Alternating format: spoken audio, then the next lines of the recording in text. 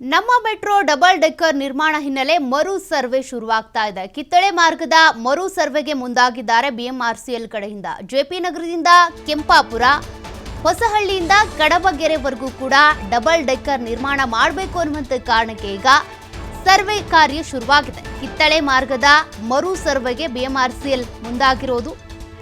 JP ನಗರದಿಂದ ಕೆಂಪಾಪುರದವರೆಗೆ ಹಾಗೂ ಹೊಸಹಳ್ಳಿಯಿಂದ ಕಡಬಗೆರೆವರೆಗೂ ಕೂಡ ಡಬಲ್ ಡೆಕ್ಕರ್ ನಿರ್ಮಾಣವಾಗುತ್ತೆ. ಅದರ ಬೆನ್ನಲ್ಲೇ ಈಗ ಸರ್ವೆ ಕಾರ್ಯಗಳು ಶುರುವಾಗಿವೆ. ಮೂರನೇ ಹಂತದ ಯೋಜನೆ ಕುರಿತು ಭೂ ಸ್ವಾಧೀನಕ್ಕೆ ನಿಗಮ ಸಿದ್ಧತೆಯನ್ನ ಮಾಡಿಕೊಳ್ತಾ ಇದೆ.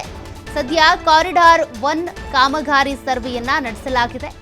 ಇದಾದ ಬಳಿಕ ಕಾರಿಡಾರ್ 2 ಸಮೀಕ್ಷೆ ಮಾಡ್ತಾರೆ.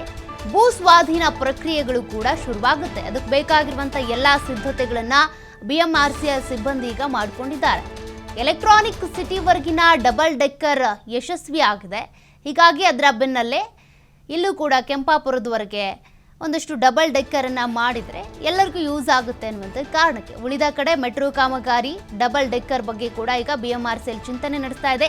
ಜೆಪಿ ನಗರದಿಂದ ಕೆಂಪಾಪುರದವರೆಗೂ ಕೂಡ ಈ ಸರ್ವೆ ಕಾರ್ಯ ಶುರುವಾಗ್ತಾ ಇದೆ. ಜೊತೆಗೆ ಭೂ ಸ್ವಾಧೀನ ಮಾಡಿಕೊಳ್ಳುವಂಥ ಪ್ರಕ್ರಿಯೆಗಳು ಕೂಡ ಶುರುವಾಗ್ತಿವೆ.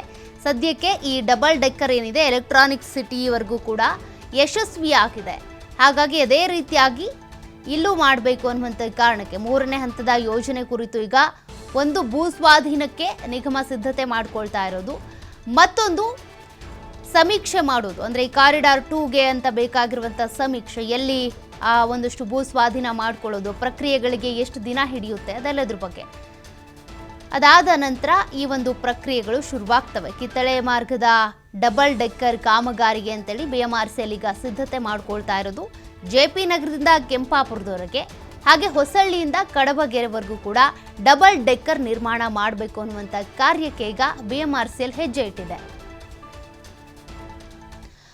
ಮತ್ತಷ್ಟು ಡೀಟೇಲ್ಸ್ ಕೊಡ್ತಾರೆ ಪ್ರತಿನಿಧಿ ಗಣೇಶ್. ಈಗಾಗಲೇ ಎಲೆಕ್ಟ್ರಾನಿಕ್ ಸಿಟಿವರೆಗೂ ಕೂಡ ಈ ಡಬಲ್ ಡೆಕ್ಕರ್ ಯಶಸ್ವಿ ಆಗಿದೆ ಅನ್ನುವಂಥದ್ರ ಬೆನ್ನಲ್ಲೇ ಕೆಂಪಾಪುರದಿಂದ ಕೂಡ ಈ ಡಬಲ್ ಡೆಕ್ಕರ್ ನಿರ್ಮಾಣ ಆಗಬೇಕು ಅಂತ ಕಾರ್ಯಾರಂಭ ಶುರುವಾಗಿದೆ. ಎಷ್ಟು ದಿನಗಳು ಹಿಡಿಯುತ್ತೆ? ಈ ಪ್ರೊಸೀಜರ್ಸ್ ಎಲ್ಲ ಹೇಗಿರುತ್ತೆ? ಸೌಖ್ಯ, ಮುಖ್ಯವಾಗಿ ಡಬಲ್ ಡೆಕ್ಕರ್ ರೋಡ್ ಇದು ಈಗಾಗಲೇ ರಾಗೇಗುಡ್ಡದಿಂದ ಜಯನಗರ ರಾಗೇಗುಡ್ಡದಿಂದ ಏನು ಎಲೆಕ್ಟ್ರಿಕ್ ಸಿಟಿವರೆಗೆ ಮಾಡಲಾಗಿತ್ತು. ಮೇಲ್ಗಡೆ ಏನು ಮೆಟ್ರೋ ಬರುತ್ತೆ, ಮತ್ತೆ ಕೆಳಗಡೆ ಫ್ಲೈಓವರ್ ಬರುತ್ತೆ, ಅದ್ರ ಕೆಳಗಡೆ ರಸ್ತೆ ಬರುತ್ತೆ. ಅಂದ್ರೆ 3 ಹಂತದಲ್ಲಿ ಸಂಚಾರಕ್ಕೆ ಅನುವು ಮಾಡಿಕೊಳ್ಳುವಂಥದ್ದು, ಸಂಚರಿಸಕ್ಕೆ ಅವಕಾಶ ಕೊಡುವಂತಹ ಒಂದು ಪ್ರಕ್ರಿಯೆ ಇದಾಗಿರುತ್ತೆ. ಅದೇ ರೀತಿಯಲ್ಲಿ ಈಗ ಆ ಯೋಜನೆ ಒಂದ್ ರೀತಿಯಲ್ಲಿ ಜನರನ್ನ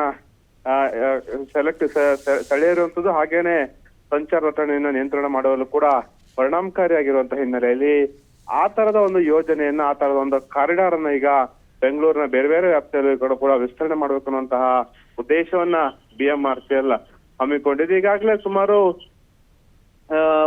ಈಗ ನಂದು ಕಿತ್ತಳೆ ಮಾರ್ಗ ಏನಿದೆ ಅಂದ್ರೆ ಮೂರನೇ ಹಂತದ ಯೋಜನೆ ಏನಿದೆ, ನಮ್ಮ ಮೆಟ್ರೋ ಯೋಜನೆ ಇದೆ, ಅದಕ್ಕೆ ಸಂಬಂಧಪಟ್ಟಾಗೆ ಪ್ರಾಥಮಿಕವಾಗಿ ಕಾರಿಡಾರ್ 1ರಲ್ಲಿ ಸಾಕಷ್ಟು ಸರ್ವೆಗಳನ್ನು ಮಾಡಲಾಗಿತ್ತು.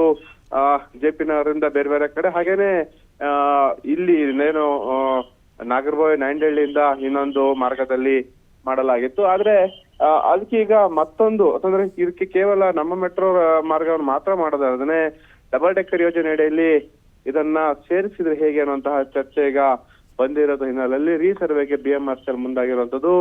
ಇದು ಕಾರಿಡಾರ್ 1 ಮತ್ತು ಕಾರಿಡಾರ್ 2ರಲ್ಲಿ ರೀಸರ್ವೆ ಆಗತ್ತೆ. ಮೊದಲ ಹಂತದಲ್ಲಿ ಕಾರಿಡಾರ್ 1ರಲ್ಲಿ ಈಗ ರೀಸರ್ವೆ ಆರಂಭ ಆಗೋದು. ಅದಕ್ಕೆ ಭೂ ಸ್ವಾಧೀನ ಪ್ರಕ್ರಿಯೆಗಳನ್ನ ಯಾವ ರೀತಿ ಮಾಡ್ಕೋಬೇಕು, ಯಾವ ಮಟ್ಟದಲ್ಲಿ ಲ್ಯಾಂಡ್ ಅಕ್ವಿಷನ್ ಆಗತ್ತೆ ಅನ್ನೋದ್ರೆಲ್ಲರೂ ಕೂಡ ತಜ್ಞರು ಅಂತಂದ್ರೆ ಬಿಎಂಆರ್ಸಿಎಲ್ ನ ತಜ್ಞರು, ಬಿಎಂಆರ್ಸಿಎಲ್ ಸಂಬಂಧಪಟ್ಟಂತ ಅಧಿಕಾರಿಗಳು ಏನಿರ್ತಾರೆ, ತಂಡ ಏನಿರ್ತಾರೆ, ಹಾಗೇನೆ ಈ ಒಂದು ಎಕ್ಸ್ಪರ್ಟ್ಸ್ ಗಳು, ಸರ್ವೆ ಮಾಡುವಂತ ಎಕ್ಸ್ಪರ್ಟ್ಸ್ ಗಳು ಇರ್ತಾರೆ, ಅವರ ಒಂದು ತಂಡ ಈಗ ರಚನೆ ಆಗಿರುವಂತದ್ದು. ಕೆಲವೇ ದಿನಗಳಲ್ಲಿ ಆ ಯೋಜನೆ ಕೂಡ ಆರಂಭ ಆಗುತ್ತೆ. ಹಾಗಾಗಿ ರೀಸರ್ವೆ ಆದ ಸಂದರ್ಭದಲ್ಲಿ ಕೆಲವರಿಗೆ ಲ್ಯಾಂಡ್ ಅಕ್ವಿಷನ್ ಆಗುವಂತದ್ದು, ಅಂತಂದ್ರೆ ಆ ಮಾರ್ಗದಲ್ಲಿ ಹೋಗುವಂತಹ ಜನರದ್ದು ಭೂಮಿ ಏನಿರ್ತದೆ ಅದನ್ನ ಕಳ್ಕೊಳ್ಳುವಂತ ಭೀತಿ ಒಂದ್ ಕಡೆ ಆದ್ರೆ, ಇನ್ನೊಂದ್ ಕಡೆ ಈ ಡಬಲ್ ಡೆಕ್ಕರ್ ಯೋಜನೆಯಿಂದ ಆಗುವಂತಹ ಅನುಭವಗಳು ಸಾಕಷ್ಟು ಆಗುವಂತದ್ದು. ಹೀಗಾಗಿ ಬಿಎಂಆರ್ಸಿಎಲ್ ಈಗ ತಮ್ಮ ಮುಂದಿನ ನಮ್ಮ ಮೆಟ್ರೋ ಯೋಜನೆಗಳಿಗೆ ಡಬಲ್ ಡೆಕ್ಕರ್ ಯೋಜನೆಯನ್ನೇ ಸಾಕಷ್ಟು ಪ್ರಿಪೇರ್ ಮಾಡ್ತಾರೆ ಅನ್ನೋ ಮಾಹಿತಿ ಈಗ ಬರ್ತಾ ಇರುವಂತದ್ದು. Okay, thank you Ganesh ಡೀಟೇಲ್ಸ್ಗೆ.